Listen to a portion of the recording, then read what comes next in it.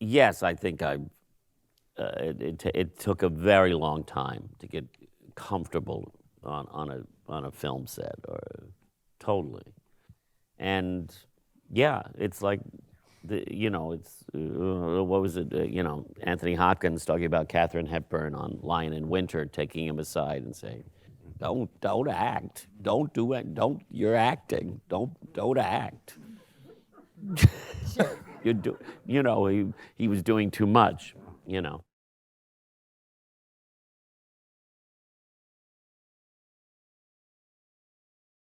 Well, first of all, thank you so much for being here with me this afternoon. I'd like to welcome the three of you back to the New York stage. When each of you first read this play, Pictures from Home, what were your initial reactions and what made you say, yes, I have to do this? It goes back a couple of years. We did, I was sent the play, and I was told it would be a reading that Bartlett Sher was directing, and I read it and just thought it was a beautiful piece and a lovely part, and I certainly wanted to work with Bart, and then found out that Danny was going to do it, and I love Danny, so I was looking forward to that. So that's how it started. Yeah. Right. Zoe, for you. I was sent the play last year in October, and I read it and I thought, well, it's a Bart. I'd worked with Bart on Awake and Sing, and I enjoyed doing that a lot. And it was intriguing because I'd never heard of Larry Sultan at all. And because it was Bart and it was also three-hander, and I thought it would be fun. And then I heard that these two guys were in it. I thought, yes, okay, it's fine. And I found out about the play at the same time Nathan did. I was sent the play by Bart, and I'd worked with Shar before. Yeah. We did a play on Broadway called The Snow Geese with Mary Louise Parker, and we had a great time working together, and I loved him, and I loved Bart, and so, and I loved the play. I thought it was beautiful, and I said yes immediately. Yeah. Well, this is such a fascinating play that takes us into the personal lives of this family, because Larry had spent over 10 years going home and visiting his parents and documenting their lives. I mean, it's so interesting. How many of you have seen the play already? Yeah. Yep. Next week. How many people are going to see the play? Oh my God. That's why you're here today. Fabulous. Don't wait too long. Who do you each play, and what do you love about these people? Zoe, I'm going to start with you, with Jean. I find it intriguing. Yeah. And it's taken me, I hit the ground running because these guys already, so it took me some time, but it's the tracking of her and the relationships between the two of them I found fascinating, and I'm only just beginning to actually enjoy it. But I do find the fact that it's all taken from this book, that's been published, the picture book and I just found some of the pictures of like a hopper, and I found that just intriguing, just the whole journey of these two people, where they come from and how they developed. And I've said this before, but there's in one of the photographs, there's Jean standing in the doorway in a nightgown, and there's a Matisse next to the doorway. And I thought, where does Larry Sultan get this from? This interest and vision. And I found that fascinating. The whole thing of what is art, how does art happen? Where does it come from? How do we understand it? That's what I find interesting. And also this relationship, the husband and wife, it's fascinating. Yeah. Do you want me to go, Danny? Yeah, you want to go? I think you should. Well, yeah, I too did not know anything about Larry Sultan, and now, thank God for Google. How did we live without Google? And then I found out a lot about Larry Sultan and his work, and then this book I ordered and read it, and the play contains a lot of things from the book and from interviews and situations that certain pictures are based on, and so how did that, the taking of the lecture photographs of him standing in front giving a business lecture about sales and all of that, and I also we got a hold of the tapes that Larry Sultan did with his parents, which was interesting to a certain degree, but you wouldn't want to see a play about those people, because those people are really boring. And I mean, there were certain things that obviously that made it into the book, so you heard the conversation. They weren't anything like what I imagined them to be like. And the father was very, first of all, it's all very calm, very laid back. And he and Larry, they spend a lot of time giggling about things. And the father has this sort of New England-y type accent. It's someone who may be from Brooklyn who decided to lose that accent, and this is his version of a posh accent. And then she has no discernible accent, and she's also very calm, and they're sort of interacting. He's in another room, and she's talking about him cheating on when he was out on the road and calling him a dirty two-timer, very good-naturedly, and him saying, I don't know what you're talking about, and then her saying, you know what, he was working hard, he deserved it. Right. There were certain things I wish they'd included in the play, her progressive attitude towards his philandering. But, not unlike, say, for example, Tony Kushner and Roy Cohn, he created his own Roy Cohn. I don't think Roy Cohn was as witty and charming as he is in Angels in America.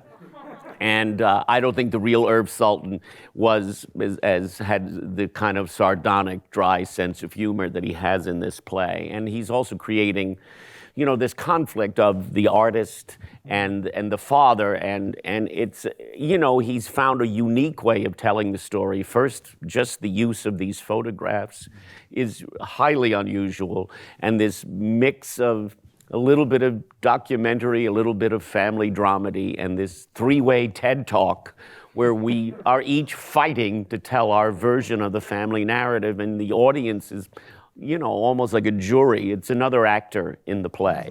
Mm-hmm. And even there are asides and direct address, and Danny's Larry Sultan addresses the audience from beginning to end. He never leaves the stage. So that's unusual. And so you have to you take all that information in about Herb Sultan, and then you kind of have to let go of it and say, who is this Herb Sultan, the one that Char White has created, and these scenes, and occasionally there were times when I suggested, like, there was a thing he talked about when he worked for this English clothing store, Edward Reed's, where they made him change his name from Irving Sultan to John Sutton. And the anti-Semitism, and I thought that should be in there. That's in a sort of an important little story that he tells. And so we have that sort of input and collaboration. But it's about, once you take in all of that stuff, then it's about the play that you have to deal with. Danny, for you, what you loved about Larry? Well, I loved the idea of playing an artist. Yeah. And I loved the idea of exploring a family drama. And I thankfully have, both of my parents are still around, but I wanted to explore what that dynamic was like in a different way than I have. And also explore the idea of losing my parents too, and holding on to them and appreciating them and getting to know their origin stories, which I thought was fascinating. And I also love the fact that, as I said, he's an artist, but he's really looking for something and he doesn't know what it is at the beginning. And yet he has the impulse to pursue it. And that's where we find him at the very beginning, looking for something, some grain of truth that he knows is in there with his parents, but he doesn't know what the end game is. And I think that's what we all do as artists. Yeah. We go in, we dive in with both feet first, and then see what we come up with. Yeah, it's such a beautifully written play. Yeah. And you talked about the interviews. Was that sort of your way into it? But then, like Nathan said, you have to let that all go, and you got to sort of find these people on your own. Were there other things you drew upon? Like when you looked at the book, like for those of you who have not gotten this memoir, Pictures from Home, it's available everywhere. It's a stunning book. You see this family so vividly come to life through these pictures. And I wondered, like when you were in rehearsal, did you sit and look at the book? Oh, sure. We talked about the book. We actually went to the Yancey Richardson Gallery and saw the pictures full size, which were incredible, very, very moving. And we found the first edition of the book, which was really very, very special, because it was laid out exactly how Larry wanted it to be. And This was the first publication. Yeah. The mostly what you can get now is they reissued the book, and it's not as good as the original. When you see the original, you get it in a big way. Correct. What he was doing and how it's all laid out. Right. And there were interviews with Larry online, and also we were very lucky to get those. The original tapes of him speaking to his parents. It was very low key. Very low key. He was very very low key. Well, I can't do that. Not for 2 hours. Not for 2 hours. No, not a lot of drama there. God. So you have to sort of make it your own. It's told in an unusual way, a unique way. I actually said to Nathan the other day, it was kind of a unique. It was kind of an unusual show. He said, "It's not an unusual show. I mean, The Lower Depths is an unusual show. That's right. Ours is, but what he meant was the family drama part of it, and that part is beautiful. Well, it's a memory play. Yeah. It's sort of scenes from the last 2 years of this, what was a decade-long process, if you can believe that. He put them through this for a decade. I couldn't last, 2 weeks of someone taking photographs of me and posing me, and then there was so it's scenes from that last 2 years of that process as the parents wanted to move from the San Fernando Valley to Palm Desert. And when you first see these pictures, you think, I'm never going to look anything like Irv Sultan. He looked like a version of Johnny Carson. Mm-hmm. When he was young, he was strikingly handsome, like movie star handsome. And so there was discussion of how do we deal with this? Mm-hmm. And then first it was, we're not going to do anything. We're just 3 actors who are taking on these personas, father, mother, and son. And then there was talk of, in terms of age, with me and Danny, of do we do something to maybe just suggest the look or to show a difference in age, and so then we wound up with wigs, and then initially my wig was he had white hair, so I looked like Superman's father, Jor-El. And then they took it into the alley and beat it into submission, and then for a while I looked like John DeLorean, and then finally it got calmed down enough so it looked like my hair, and then Danny also went through a process with one wig and then to another, a little subtler. Yeah, yes, initially you looked like the oldest member of Menudo. Anyway, but, it was a process. It was. As it always is, ladies and gentlemen. It's a process. And so we figured all of that out. But it was the notion was that anybody could play these parts. It wasn't about, do I look exactly, because how do you find people who look exactly like the real people? So it's not, and that's not the most important thing. It's about who they were as people, obviously. Yeah. It's not a biopic. Yeah. You know what I mean? Zoe, did your wig change during the process? No, not much. No, her wig was really good from the very Always. beginning. I Yeah. tried to make it so that it wasn't as. The thing, we can't be these people. It's just a representation of the characters, the people who no longer exist. I mean, you're not going to do Elizabeth the First with the same haircut and the same. You know, Yeah. I mean, you have. So, and also Bart said it initially when we had dinner together, we first met, and he said maybe there should be a costume rail. And you put on a wig, and you put on a it's going to take 3 months, you know what I mean? Oh, that would have been It bad. would have been terrible. That would not have been good. No, it's a whole other genre. Yeah, it was like we're doing Pippin. Yeah. Grabbing wigs and hats. Yeah. That would be not good. Horrible. Not good for this play. I just wanted to not make it so perfect. I just wanted to make it sort of in between, just a representation. Danny, what did your wig look like, the first one you got? It was Looked like a Japanese man. It was not. Yes, Sort of it like- was not very good. No. Didn't work out. But it's Dondi. You look like Dondi. Dondi. For those old people here, Dondi, remember Dondi, the cartoon character? Newspaper, That's sure. exactly who he looked like. That's what I look Dondi like. and, It's you know, Too much. Yeah. Way too much hair. it was a lot of hair. Yeah, it's a lot of hair. It's enough for 3 wigs. But now I have this little hair piece that actually looks like me. It really does, with a little bit of hair. Because Jeremy Pope and Paul Bettany were here a few weeks ago, and they, Jeremy just played Jean-Michel Basquiat, and Paul played Andy Warhol, and they had the same issues because the wigs that started out in London were like what you just talked about, were like totally different than what they had in New York. But it makes a big deal when you first try these things on, and you're like, I look like, Jarell.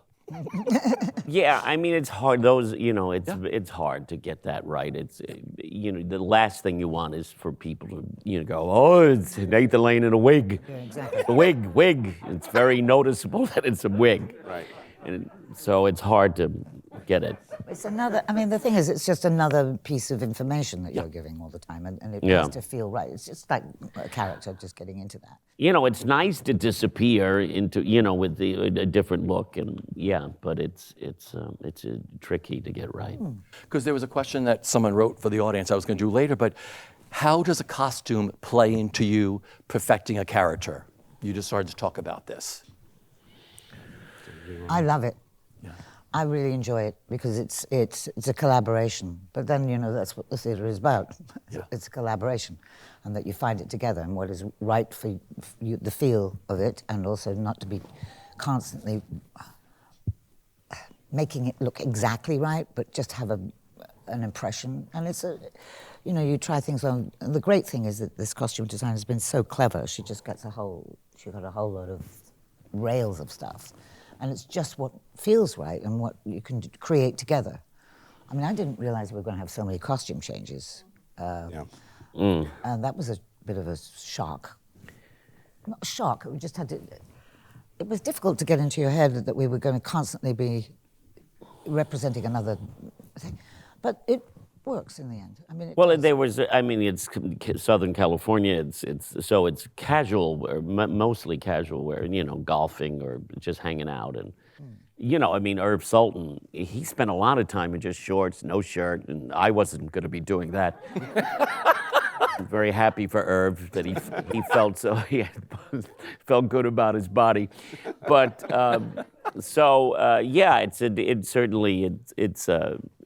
they're easy costumes to wear. It was because of the lifestyle they were leading and where they lived. But clothing has a huge effect. In the Gilded Age, I put on the clothes, and first of all, by the time you finish putting them on, you're exhausted. Yes! And you thought, wow, Jesus, you really had to think twice about going out in this period of time. When it takes this long to put on a shirt, but it does affect the way you walk and the way you hold your body, and. Danny, for you, with costumes and creating a character, especially Larry. Yeah, well, it informs the audience and it informs you. And you just slip into another costume, slip into a costume, and it feels like you slip into another person. Yeah. And that's how I feel before I leave my dressing room with the wig and with the costume. All of a sudden, you're him. Yeah. And it takes care of so much of the work for you when you walk out the door. And then when you walk out on stage, you know, when you've done all the prep work that you need to do, it just feels right. Well, you know, you were all working with Bartlett Sher, who is one of the most in-demand directors. What makes Bart such a wonderful director to work with? Because you've all worked with the best, and he's right up there. Danny, you have the longest? I've worked, we've done 6 Broadway shows together. Wow. And he's just smart.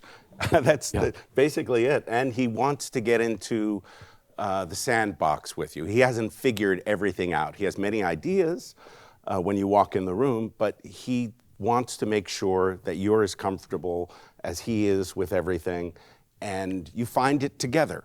And that's the great thing about Bart. You build it together. So many directors, you know, play mind games and go, I don't know whether. It's never about that. It's never about judging. It's about finding this and making it the most real and honest thing it can be every single time. And he does most of his work in previews, actually, because it gives him a chance, because he's really at his best, and intrinsically he is a storyteller. And so during previews he can sit back and watch the piece and go, oh, we're not telling the story right in this scene. This needs to move over here, and this idea in this scene needs to be punched up so it can land 3 scenes later. He's that kind of a director and that kind of smart. He's also quite funny. Yes, he is. Very, very funny. Zoe, you worked with him before with Awake and Sing. It's the only thing What with you Awake and admire Sing. the most about Bart? Well, His hair. his hair. No, he's funny. He always says, I don't know, which I like. He admits that he doesn't know. But I just... Not too much. That would be troubling. If all he said was, I don't know. Yeah. But he also has a kind of a European idea as well, which I find helpful, as you know, just an approach that is not necessarily front cloth stuff. Yeah. You know. Nathan, for you, it's your first time working with Bart, right? Yeah. Well, yes, I agree with everything. He's, you know, very smart. And I think I had some impression that he must be very serious director.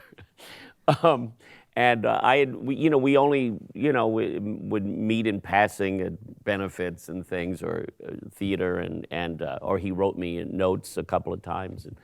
And I thought, well, this seems like a lovely guy. But I had this impression that he must be a very serious director. And he's the most relaxed, easygoing, funny guy. And he doesn't...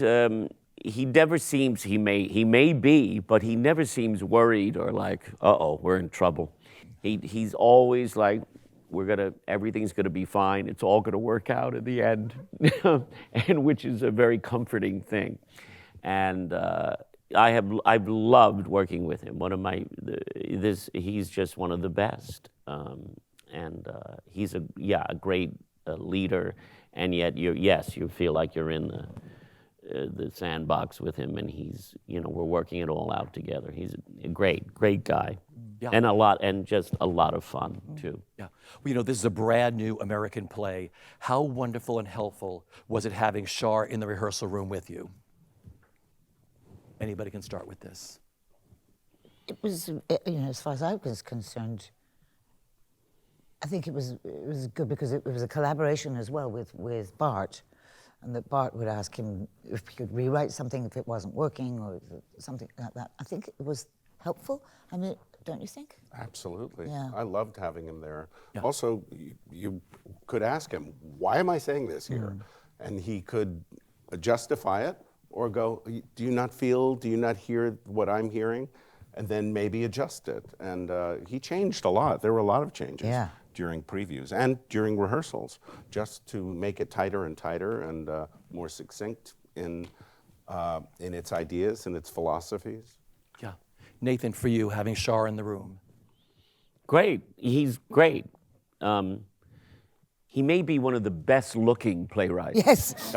I've ever seen. He looks like a Land's End model. He shows up in these outfits. He's, you know, the rugged, you know. Clark Kent. Yes, Yeah, exactly. very Clark Kent. Yeah. He's very funny, very smart, lovely man, and a wonderful writer. And yes, extremely collaborative, and he was a great presence. He wasn't, sitting there. It wasn't intimidating. It felt like, he was there to help and to make adjustments, or if something wasn't clear. He was great, just great. Yeah, because a lot of times when you're doing classics, these playwrights are no longer around, so you just have a director in the room. So I think it's so great that you're working on a brand new American That's good play. too, Yeah. when they're not around. Then you can really talk about it. But no, Shar is terrific, a wonderful collaborator. Well, the three of you are perfection in this play. For those of you who, like I said, who are going to get tickets to this show, they are just up like a perfect tennis match, the three of them up there. Go right ahead, please. Yeah. Talk about working together and what's made this so special for each of you. I'm working, I could start to cry. I'm working with two of my heroes. Yeah. Yep. That's what's beautiful about it. There's not a day that I don't pinch myself on stage, knowing how lucky I am to be working with them, to be discovering things with them, to be playing tennis with them every night. I feel like it's one of the greatest theatrical experiences I've ever had because of the two of them. And it's not just on stage, too. I love them both off stage. So that makes everything worth it. I check in with them. I make sure, we all do, to check in with each other before every show, before every performance. We all just touch each other and tell each other that we love each other and to have a great show. And it means a lot. My mom. Yeah, we love each other. And that's what makes this show continue. I mean, it's what made it work in the beginning, but it continues to grow and get deeper and better. I think, we were talking last night. Zoe said, I think that was our best performance ever. And it did. It felt like that because it continues to grow and really deepen in the best way. Yeah. Zoe, for you, working together. I'm with him. Because they knew each other sort of, and they had done readings before. You Yeah. were the last one to enter the You picture. betcha. I also have dyslexia, and so it was. I'd been working right up to coming here, and it was just I was running to catch up the whole time, so it was. I felt that I was behind. But so and then we all three of us got COVID, so we lost 2 weeks over. Oh yeah. 10 days in, we all got COVID. Yeah. Really? It was. Yeah. It was a nightmare. But yeah, exactly, because these guys, are great actors, and what more can you ask for? Yeah. That's all. I've had fun. I have fun. Yeah. Nathan, what's made it so special for you? Yes, it's what it's all about. It's just the three of us, and Danny. I've loved Danny. Well, from the moment I saw him in The Drowsy Chaperone, that was the first time I saw him, and I just thought he was screamingly funny. He did that number, I Am Adolfo. And I was like, who is this guy? He's hilarious, and he sings like a dream, and the physical comedy, the whole thing. And so I've just been a huge fan, and as magnificent an actor as he is, he's one of the greatest people in the world, and with a huge heart, and so it's been the finally getting to work with him has been a joy, and Zoe, is it Zoe or Zoe? Please tell me.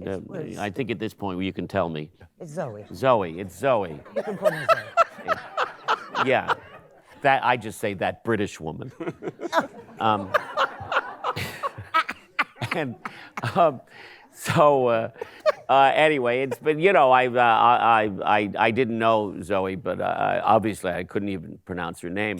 But I knew her by reputation, and she's been nothing but a delight, and it's been a great. It's been wonderful. I love doing this play. I love this little play so much, and I have loved doing it with these great artists, and I think that comes across. We come across as a family, and yes, it's look, like any play. It just with time it gets better and better and deeper, and I think we're in such a great place right now with this show, and so I'm very proud of it. Beautiful. I want to go back to the beginning. We have so many actors here and actors watching. Was there a defining moment for each of you when you said, I want to do this, I want to be an actor, this is going to be my life? Last Thursday. I was thinking, you know what? I think this might work out. You know, just before they put me in the home. I think I got it now. I think I've nailed it.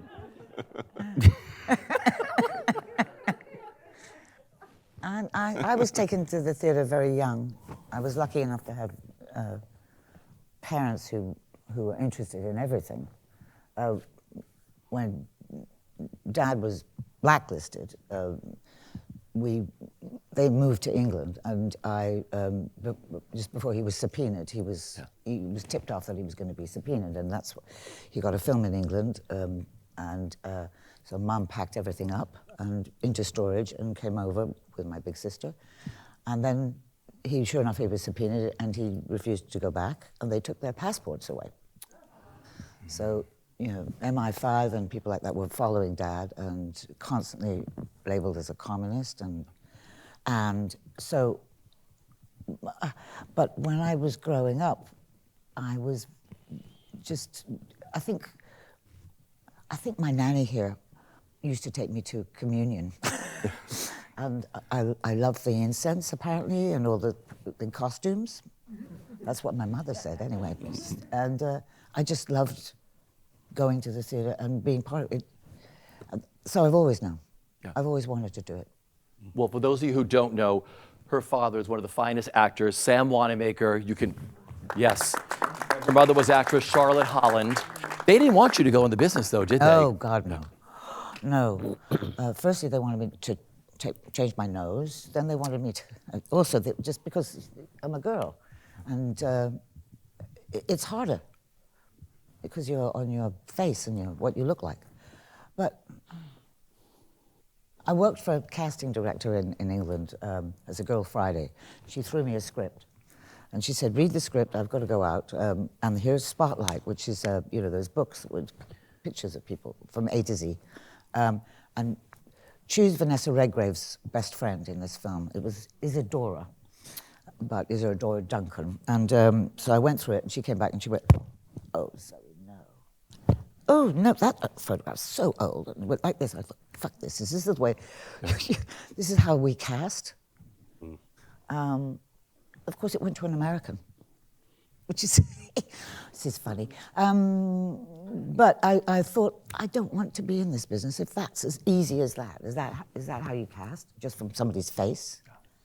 And it's still true. But it taught me a lot about the business in that way, that I was there to experience this. Beautiful. Yeah, and you never changed anything, which is great. You're Zoë Wanamaker. Yes. I mean, no, but what I mean is you are who you are. I mean, you have this beautiful, distinct look about you. You're an incredible actress, and you stayed true to yourself, which I think is really important. Well, I was very frightened. Yeah, Thank you. yeah. I was intimidated by my parents because they were there at Lee Strasberg's first day at school in his front room. Yeah. And so that whole method thing was very, very, I thought maybe I should be doing this, maybe I should.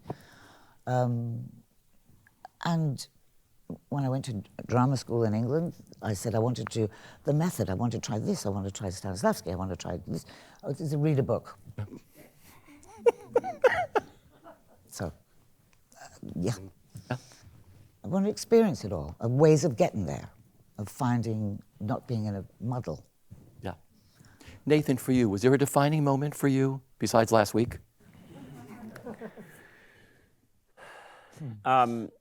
Well, you know, I was when I was a kid, I was a voracious reader. I was given books a lot, and my brother, my oldest brother, was a teacher, and he would take me to the theater. And in fact, at one point, I don't know, I guess I was 11, 10 or 11, and his friends, he was in college, and his friends were doing a play, and they needed a kid for this play, and he volunteered my services.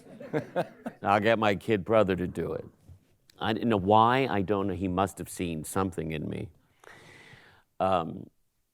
Maybe it was when one time he and my father died when I was 11, so you know, he was feeling like a father figure, and he and my other brother, the middle brother, they took me out to throw a football around, which we did for about 10 minutes, and then I stopped them and I said to them, listen, you know, again, I was around 11, I said, listen, I am not a sportsman. So maybe that's when he thought I might have a feel for the arts. And so he took me to the theater, put me in this play when I was a kid, and then I started. I joined a Play of the Month club called the Fireside Theater. Yeah. They would send me a Play of the Month. The first play they sent me was The Odd Couple.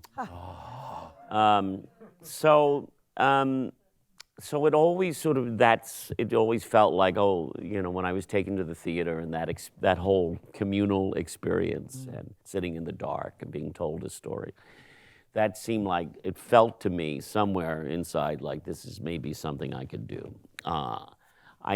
You know, as far as going, there wasn't one particular moment. Maybe when I was in Chicago doing The Iceman Cometh, and I felt like, oh, yeah, something is happening, and that was sort of a life-changing experience. But yeah, you know, from early on, I felt like, you know, I would wind up performing in some way. Yeah. Danny, for you. Both my parents are teachers, and I was not a voracious reader, unfortunately. My dad, much to my parents' chagrin, my dad gave me book after book, and I would go about 90 pages into it and go, I'm bored. And then he gave me a play, and that's what did it for me. And I just understood the dialogue form. I loved people talking back and forth and working out ideas or not working out ideas. And then I just couldn't wait to read the next play. And he had this huge book of great American plays and great British plays, and just went through all of those. And I just kept reading and reading. And then an English teacher of mine in junior high school, at Parsons Junior High School in Queens, said, you know, why don't you, get into this show? I think you have something. And he was directing. It was the Me Nobody Knows, that musical. And afterwards he said, you should go to the High School of Performing Arts.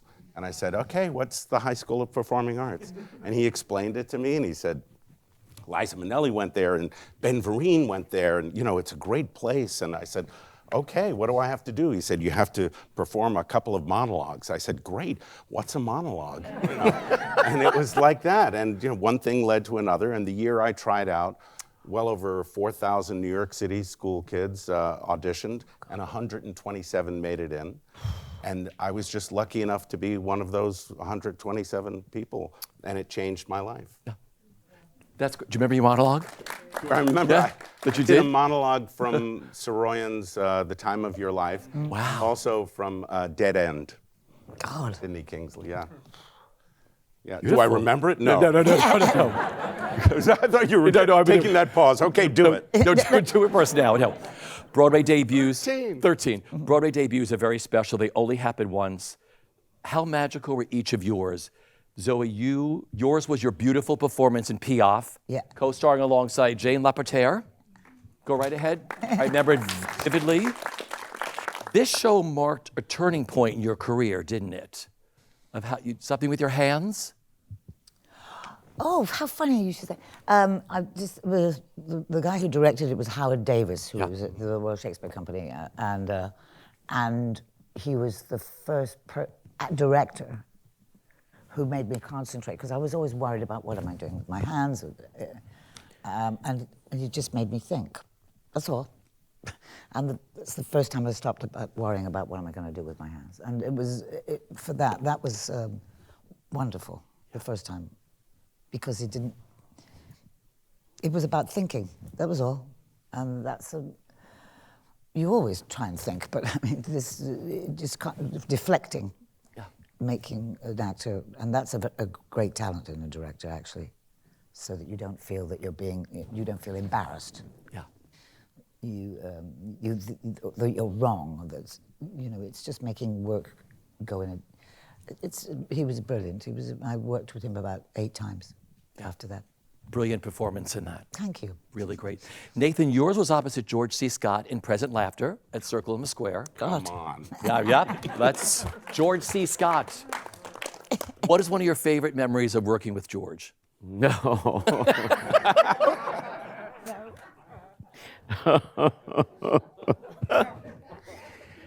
George C. for Cuddles Scott. Yeah, he was an intimidating figure, even before he had a bottle of vodka. Well, I mean, that was one of those, I had, just as a preamble to that, I had gone to, it was the late 70s, and I was working as part of a comedy team. I was just a struggling actor, and with another struggling actor, we formed a comedy team. We did sketches, and we went to LA. We had a manager, and we signed with William Morris, and did a showcase at the Comedy Store, and then we were just struggling. For, opening for rock acts, and but it was a great learning experience, because I suddenly not only we had this product that we took around and we did sketches, but we became writers and directors, and so I learned a lot. You learn a lot when you're opening for Eddie Rabbitt in Petaluma. You're the opening act. You learn quickly what works and what doesn't for 3,000 people.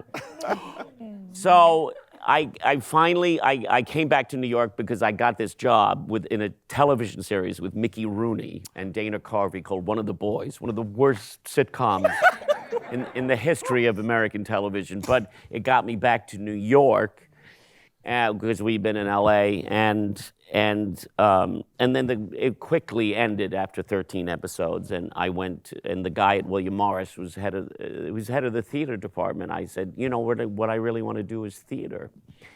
And he said, you just did a television series. What do you want to do theater for? He was head of the theater department. And I said, well, I think that's really what I do best. And so I left William Morris, and I went with a new agent, and the first thing he sent me on was an audition for this revival of Present Laughter, Circle in the Square, a Noel Coward play, starring George C. Scott, which was surprising. To audition with this part of Roland Mall, the would-be playwright law student who's obsessed with Gary Essendine, the Noel Coward character, here being played by George C. Scott. So, I worshiped George C. Scott. He was a very famous actor at the time, and had done a lot of theater. I think his heart was really in the theater, although he was a movie star and won the Oscar for Patton. So I had in our comedy act, we had done a sketch about whatever happened to Christopher Robin. And so I was Christopher Robin, and I had a little teddy bear, and I was now 35, and my father is telling me, you have to go out and get a job. And I would say, oh, a job, that sounds icky. And I don't want to grow up, Father. Peter Pan didn't, Pinocchio didn't, Jerry Lewis didn't, neither shall I. So I had this character. So when I went in and auditioned for this part of Roland Mall, I sort of used this character. And George C. Scott was sitting there. I believe he was smoking. And I heard him laughing, you know, this rumbly sort of laugh. And it was the quickest I ever had gotten a part. And 2 days later, they called and said, you got the part. And I was ecstatic, you know. And George you know, the overall thing about that was, it became a big hit. It was a big success. He was hilarious in it. And it was the debut of Kate Burton, Dana Ivey, Christine Lottie. It was a great group of people, and this was a wonderful part for me. And you know, he was a complicated man. You know, now don't take offense, but after the first read-through, he said aloud, he said, you know, I heard him say this. I'm sitting next to Dana Ivey, and he said, you know what I like about this cast? No fags. And Dana Ivey turned to me and said, I'm sure he meant that in a nice way.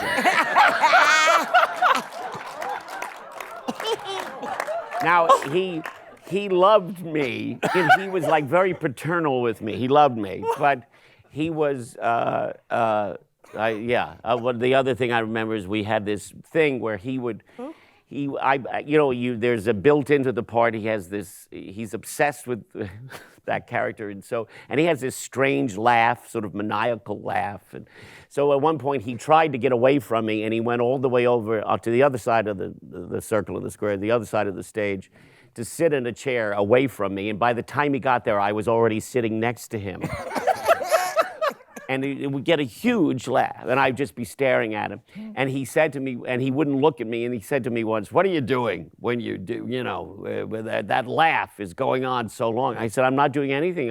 I go run to the other chair, and I just sit and stare at you, and they're laughing. And he said, well, cut them off. I'd like to get home at a decent hour. Great. That's great. Anyway, he was very kind to me. As I said, he was a troubled soul, but a brilliant actor. And to be on stage with him was a glorious thing. Wait, did you leave the show early? Yes, I did. I left him. I went to do a musical called Merlin, the magical musical for the entire family. Starring Doug Henning and Cheetah Rivera. And it would be my first musical. It was with Cheetah Rivera, and they were going to pay me a little bit of money at the time. And so I had to go to George and tell him. Oh, no. What happened was he knocked on my dressing room door, and he said, and he's banging, and I opened it up, and he said, you're leaving me to do a fucking magic show? I said, yeah, what? I said, it's a little more money, George, and I can. And I said, I'll get to work with Cheetah Rivera. And he said, yeah, she's great, but Doug Henning seems retarded. This was the 80s, you could still say retarded. And I explained that he wasn't retarded, just Canadian. Jesus. Anyway. That's beautiful. Well, and he said, well, when you come crawling back, the door is always open. Okay, now, Danny, you made your Broadway debut for Tony Randall's National Actors Theater. I did. Okay, yeah. A Little Hotel on the Side. It was, yeah. Okay. Yeah, Feydeau farce, yeah. You had a few roles in that, right? Who'd you play?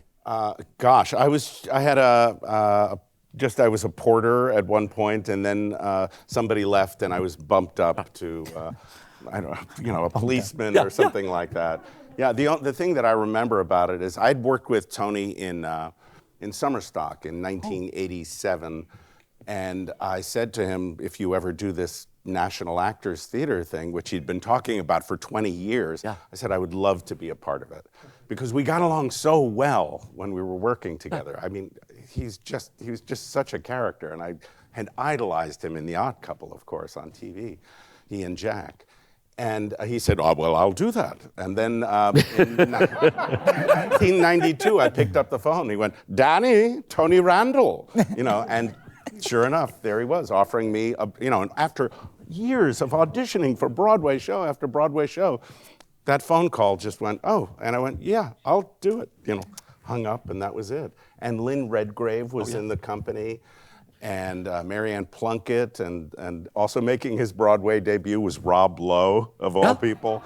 It was a great, great time. I had a wonderful time. And the thing that I noticed on opening night, after it was over, was growing up in New York City and doing community theater all over, it just felt exactly the same, I have to say. I was kind of disappointed in a way. I'd been waiting for years to make my Broadway debut, and then I made it, and it was like, oh, well, I might as well be in Flushing, It felt exactly the same. It's just different, different personalities.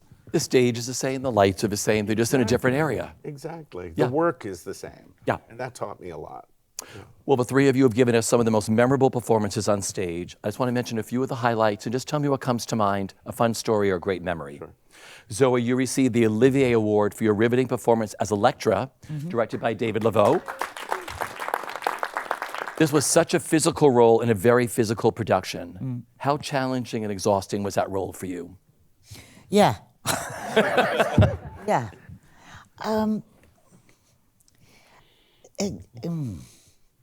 It was an adaptation that was done, which was very.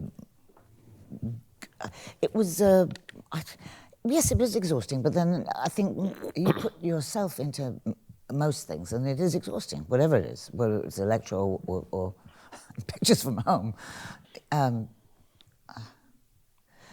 No, I mean, it's all exhausting sometimes. It's just the whole brain is going, the adrenaline is going, and your body is doing the same thing. So as long as your body is your instrument, and you just have to keep yourself fit.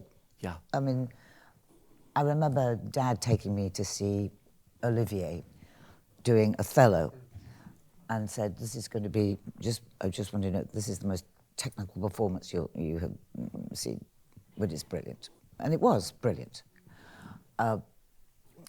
But the joy of actually, that's exhausting. That kind of energy. I mean, Olivier was crippled by the end of it by taking so many physical risks in his life, and I think this happens with most actors. Yeah. It's your whole body is investing in your work. It's part of you. So Electra was, because I had this big, heavy coat, and but so funny. And when I was doing this in England at the Donmar Theatre, there was a wall, a brick wall, and I was supposed to, in the dark, climb up these iron stairs and get into this space. And I had a mask on, and so when the light came up, I turned and I had the mask, and I did that. And there was some kids going, "Ooh, spooky!" That was so fun, and they just and the Donmar Theatre is a kind of square, so that everybody's looking at each other. So finally, they started giggling all the time, and finally, I just stopped. I just said, Covent Garden's outside if you want to go. You could go. Yeah. We'll wait. The next day, fiery red-headed actress shouts at the audience. So. There's times when people, Danny's very good at this, because some people are late in the audience, some people fall over. Or something. And I mean, We're getting an older crowd. or they're drunk, or they're pissed. People just fall over. Anyway, it's just, it takes a lot of energy, that's what I'm saying.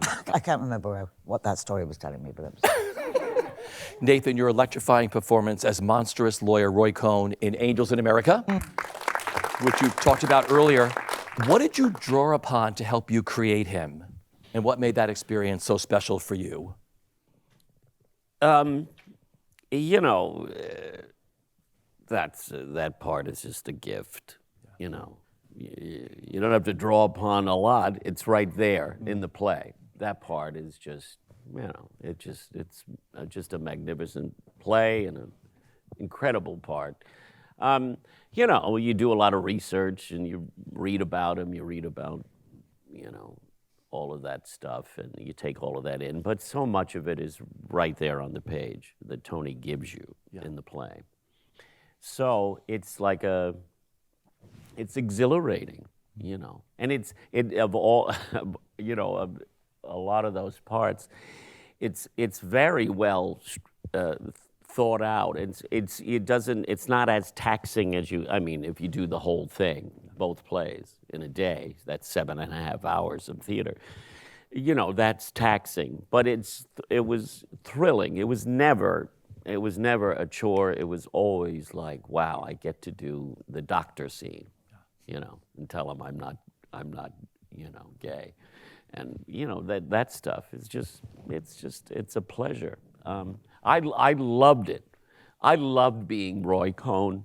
I loved being an evil son of a bitch.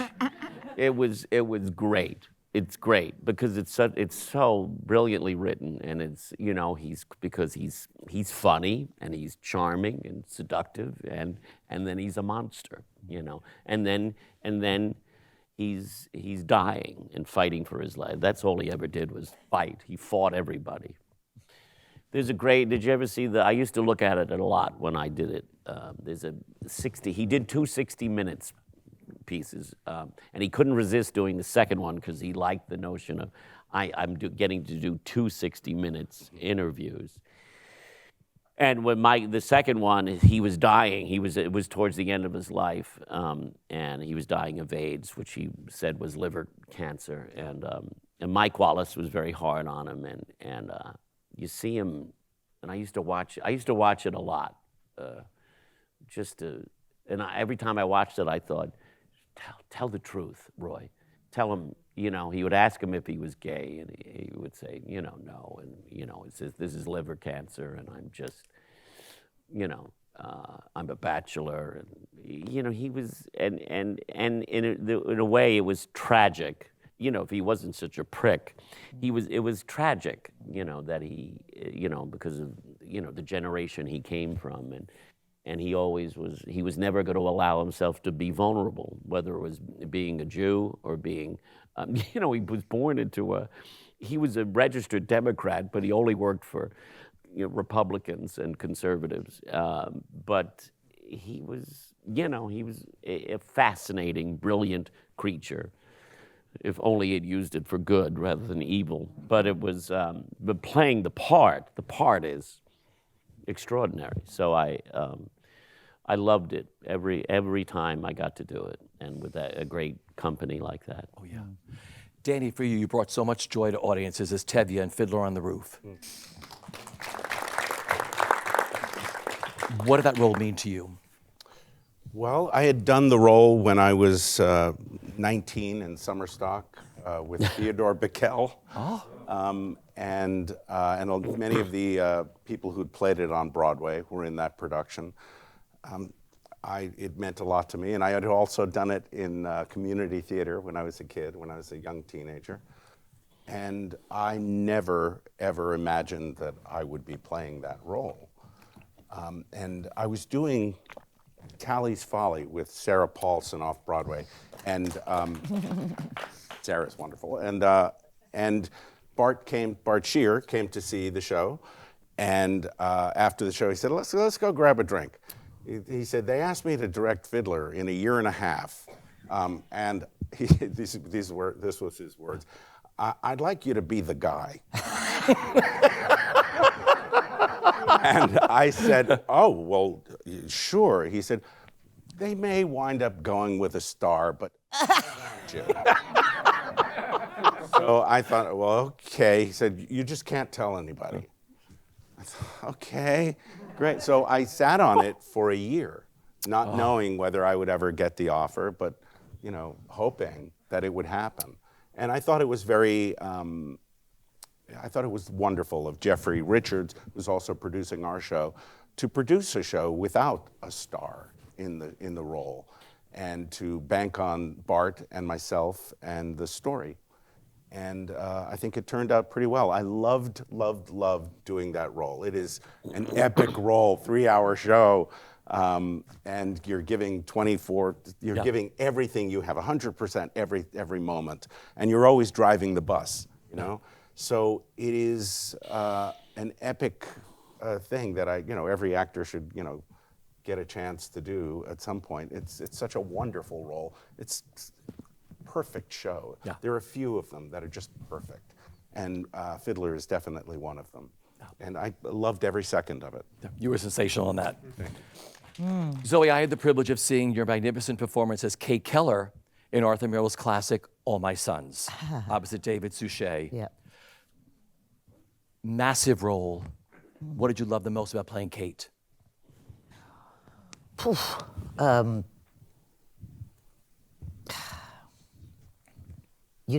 really don't remember. I just remember working on it as a joy to work with David, because I'd worked with David before, and also he makes me laugh because he's very serious.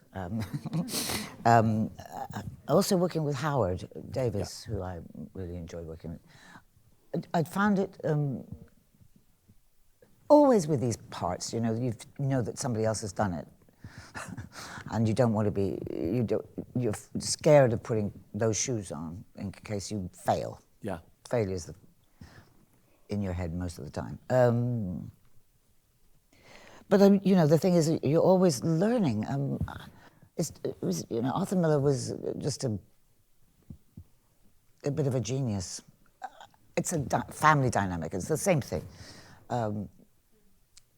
I can't remember anything that makes me want to tell you anything that's interesting about that. It's just a good cast as well. Well, you were brilliant in that, just Thank so you. you know. Thank you very much. Nathan, you took on one of the greatest stage roles, that of Hickey in The Iceman Cometh, and you went into rehearsals for Iceman just days after you closed in Terrence McNally's comedy, It's Only a Play? That was...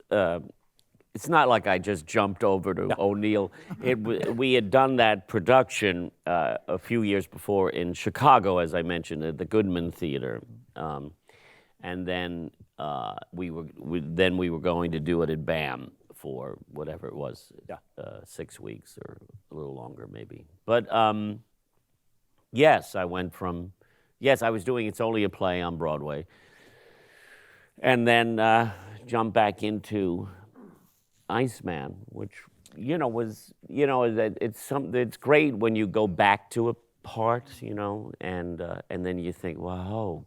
Mike Nichols always used to say this: if it's like, why did I worry so much about this? Or it's just, having been through it the first time, which was terrifying and thrilling, and was something that I initiated, this production at the Goodman with the late great Brian Dennehy, my friend, and Bob Falls directing. So the first time it was, really it was for me personally, just wanting to tackle this part and because I wanted to shake things up. And then the second time was just sort of going back to it and what I had learned from the first time and doing it in that great theater at BAM, the Brooklyn Academy. So, it was it was a great run, and we had there was a moment of maybe it might move to Broadway. They wanted it to, and I do remember that we all. That's It's your agent. It's my agent now. And it was. You okay? Everything all right? Okay. Time for your medication. We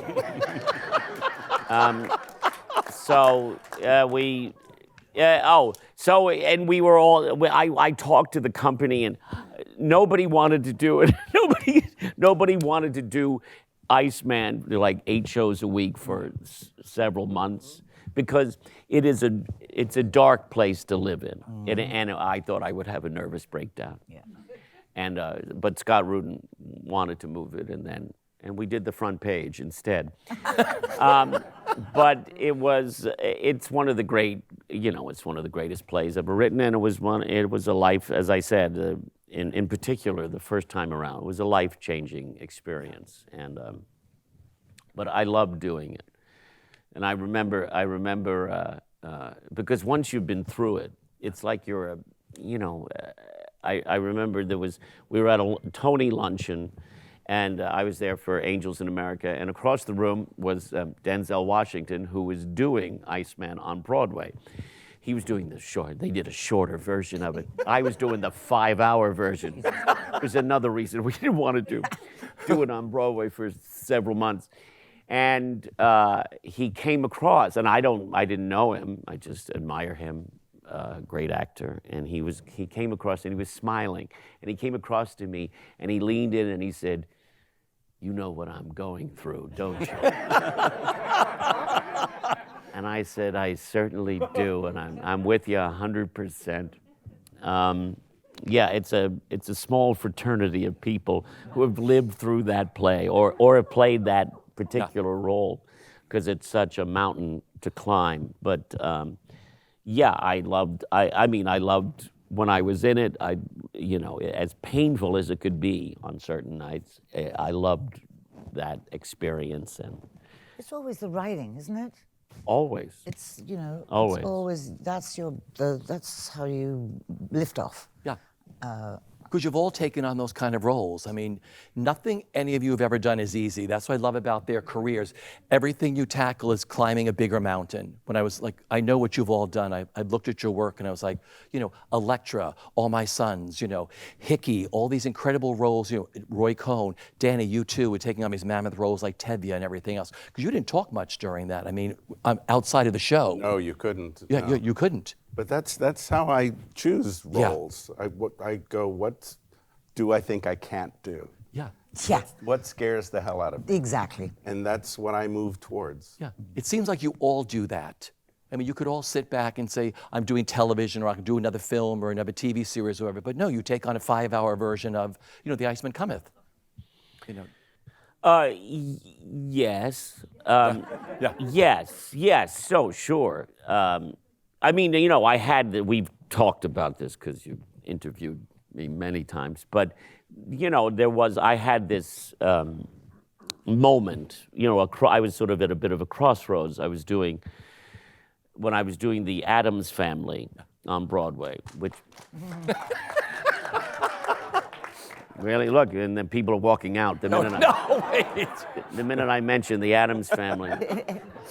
And it was, this was a show that was reviled by the critics, and yet the public wanted to see it. So I was doing it for a year, and I thought to myself, and Charles Isherwood wrote this piece about me, sort of a career assessment piece, which was very, very flattering and complimentary. But he referred to me as the greatest stage entertainer of the decade. And of course, I can find the dark cloud in any silver lining. And so I was irked by the word entertainer, because at that point I'd been an actor, professional actor, for 35 years. And I was like, is that really, who am I, Al Jolson? And so and that's what eventually led me to Iceman, because I read an interview with Bob Falls and Dennehy in Variety, and they were talking about maybe revisiting the play. And because I was thinking, can you even change or shift people's perception of you if you think I'm just an entertainer or just a comic actor, whatever that means. Even though I'd done a wide variety of plays at that point. But, it was a huge thing for me. I contacted Bob Falls, who I didn't know well, and said, if you're thinking about doing Iceman, I'd like to play Hickey, and here's why, and here's my take on it. And it eventually led to us doing it in Chicago. But it was I thought, and I'd had this conversation with Ken Branagh, who said to me, well, you can't just talk about these parts. You have to do them. You have to go somewhere and do King Lear. And he said, it doesn't matter what they'll say. They all have opinions. But he said, what you will gain from doing it is enormous. What you will learn and how it will affect you. And it will be life-changing. And so with that in my head, that's why I pursued Iceman. And it was prophetic. It was life-changing. Because when you have to go to those places, it affected everything. It affected how I approached the work and my whole process. And so, but it was Charles Isherwood calling me an entertainer that finally made me go, you know what? I can't. I could spend the rest of my life doing this stuff, doing the Addams Family, but some people would prefer if I did. But this is what I'm going to do, and fuck it. That's beautiful. We have a few minutes. Danny, I have to mention you won the Tony Award for your marvelous role as Harold Zidler. Zidler, yeah. Zidler in Moulin Rouge. Wow. How special was that role for you? Oh, it was a lot of fun. Yeah, it was a lot of hard work, of course, and I spent altogether about 4 years working on it in workshops and going out of town with it to Boston, to the Emerson College to do it at the Colonial now, and it was great fun. I think Alex Timbers has a great vision as a director, and just everybody involved. It was like being in a room with the most amazing, talented, super talented musical theater people you'd ever want to be in a room with. And I just, backed into it. Alex Timbers just called me. He said, I want to talk to you about a role. Come. And so we met at a diner on 72nd and Broadway, and he shoved the script in my hand. He said, read this. I'll see you back here. I'll see you back here in a week. And I said, okay. I read the script and I thought, oh, this is something that I've never done before. That is really challenging and could be a lot of fun and kind of sexy and dangerous. And I met him back there a week later, and we talked about ideas, and I said yes. So we went to Boston and did it. Yeah. Brilliant. We have a few minutes. I just want to ask you, you all work extensively on film and TV. I love to ask actors who began their careers on stage if you grasped the art of camera acting easily, or did it take you time? I don't know what that means. I mean... Because I've had a lot of actors here who are like, oh my God, like Jonathan Groff said his first film with Ang Lee, he was like, less, do less. And he's like, how much less can I do? Were you able to grasp the whole thing of working on TV? Because you worked with Mickey Rooney early on. Was that your first big show, Nathan, TV show? The Boys or? Well, yes, technically, yes. Okay. Yes, it was.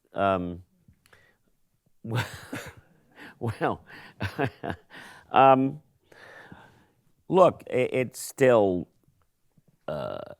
yes, I think it took a very long time to get comfortable on a film set, or totally.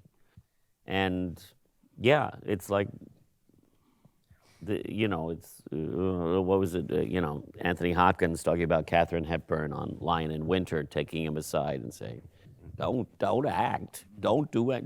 You're acting. Don't act. He was doing too much, Yeah, that's what, it was like, or the Jack Lemmon, working with, I don't know who it was, direct George Stevens, or no, not George Stevens. It was some film director who, maybe Billy Wilder. No, it wasn't Billy Wilder. Early on, it was an early film of his, and he said, well, and he kept saying less and less, and he said, what is it you want me to do? You don't want me to do anything? And he said, right. Yeah. I don't want you to do anything. Yeah, it's still, yeah. I mean, and but there is kind of sometimes a bit of a prejudice if you do come from the theater. They just think you're going to show up and be Ethel Merman. So, it's always, bring it down, here comes the stage actor. There's a bit of that goes on. But, you're not doing anything and they think you're too fucking big. But it's, Jimmy Cagney was big. Betty Davis. As long as you're, It's the same process, though. Yeah, it's sort of. Yeah, but it's too quick. I mean, for TV thing is too quick. Yeah. Everything's too quick. And I hate also film. You just have to get up at sparrow fart and then have makeup. I don't like that. Yeah. And then you hurry up to sit around most of the time. Oh, sure. That's what you get. Well, you get paid for the waiting, not the acting. Yeah. Yes. Yeah. No. Look, it's you can think things and they show up. Yeah. It's like you always hear those stories about. I thought she wasn't doing anything, and then I looked at the rushes, and I was like, oh my God. She knows exactly what she's doing. It's that. It is a different animal. And I mean, to a certain degree, it's the same process of trying to be truthful in the whatever the scene is or whatever you have to accomplish. But it is different. And also, I was doing one thing, and I remember there's some working with an American actor. This was a long time ago, and I just remember that it was a scene with the two of us, and I had some gloves, and he took my glove, which meant he had to be in the scene. Yeah. And which I'd never. That's a technique I didn't know, or he put his hand on my shoulder, so that this was new to me, completely new. Or somebody separates from there's three people, and then they just separate, so the camera has to go that way. Yeah. Those things I did not know, and still don't know. Yeah. I love that. Yeah. Danny, for you did 6 different roles on Law and Order, didn't you? Jesus. The original one. The original. Yeah, I've done all the Law and Orders. Yeah. Yeah. Would you Done play? about a dozen of them altogether. But they were all different, right? They were, yeah. Yeah. Yeah. That's What about for actors you? are for. What about for you? What about for me? I think it just all goes down to trying to be as honest with it as possible. And also, the tough part for me was always the instant acting kind of aspect about television, that you'd show up and then you go, okay, we're just gonna, I think what we're gonna do is Here's we're a gonna rape do scene. this, and it's a rape scene or Hello, something like my that. name is Zoe. Exactly. You can try, yeah. Right, and then all of a sudden, okay, go. Yeah. That's the toughest part about it. I remember seeing an interview with, speaking of Denzel Washington, where he said the first day of shooting, he's always very, very nervous. In fact, he said usually his lip shakes on the first day because he's so nervous. And that's understandable. As theater actors, we get to, when we're doing theater rather, we get to rehearse it for at least usually 5 weeks. And we really get to hone the craft. And it's so much more difficult. You have to make immediate choices and go with it and be so lithe as an actor, as an artist, to do film and television. Yeah. Well, Nathan, I want to congratulate you on your Emmy Award for playing Teddy Demas on the hit series Only Murders in the Building. Congratulations on that. Working with the actor who played your son, is it James Caverly, yeah. How incredible was that?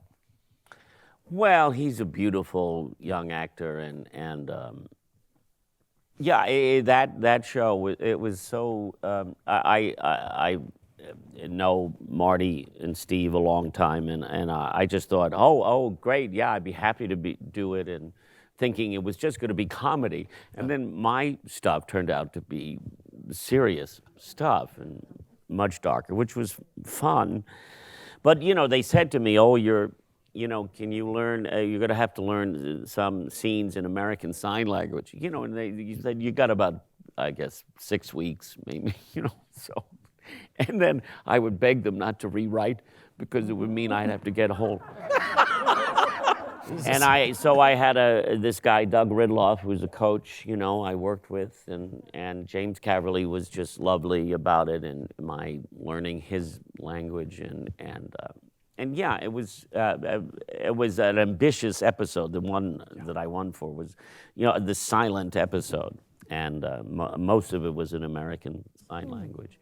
And so yeah, it was. But he was phenomenal, James, and I had hoped he would be nominated as well. Yeah.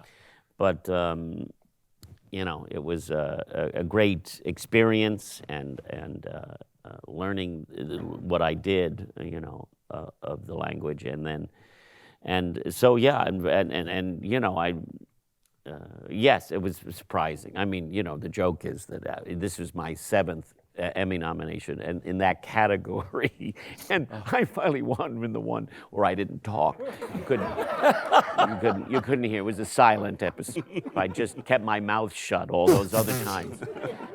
But I finally won for the silent episode. But it was, yeah. I mean, it's a great show, and they're, it's a great place to work. It's just, and Marty and Steve are phenomenal, and yeah. Very happy about that. We have time for one question from the audience. This is a really fabulous question. What piece of advice would you give your younger self in the industry? If you were looking back, this industry has changed so much. It changes every day. Yeah. What advice would you give your younger self about how the industry is, or what? Well, I'm actually glad I didn't know how hard it would be. Yeah. I don't know that that's any advice. It is a very difficult life sometimes. Yeah. There's no doubt about it, especially starting out. It's very hard. But part of me also wants to tell myself, what the hell were you so worried about? Just to just know that, have faith in yourself that... That's an optimist, isn't it? That's an optimist. I am. Beautiful. Zoe, for you, what would you tell I've always said yourself? to young kids, find another job that you really enjoy. Yeah. So that, because you need to get a roof over your head and you need to pay, because you can't just rely on this gig. It's just too cruel. Nathan, for you. What would I tell my younger self? Oh, invest in Netflix.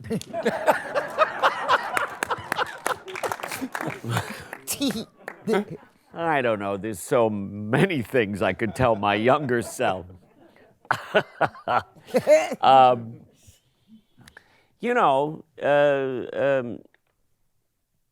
don't think there's nothing you can tell your younger self, because you have to live through it to learn all the things you might tell them. It's everyone has to make that journey towards some sort of adulthood or maturity, and I don't, I did what I did, and live through it, and no, there is no. I mean, it's like, yes, I always say to, I don't say have something to fall back on. If there's anything else you could be happy doing, do that. Don't do this unless you have to, unless you have that kind of passion. And then, we wish you all the luck in the world, but it's such a difficult business. I even know how. I mean, I can't imagine coming to New York now to afford an apartment, or or to and it's so different now. Everything is about the technology and social media. All of that nonsense that it's like people have careers just on YouTube, showing up and talking about their lives. I don't know. It's like here's what I had for lunch. That kind of stuff, and you think I'm not on any of that stuff, any social media, but it's a huge part of it. Yeah, part of the business now. Well, I want to thank you all. They do 8 shows a week. It is Friday. I thank you very much for spending it with me this afternoon. SAG-AFTRA Foundation. Ladies and gentlemen, let's hear it for Danny Burstein, Zoë Wanamaker, and Nathan Lane. And Richard Red.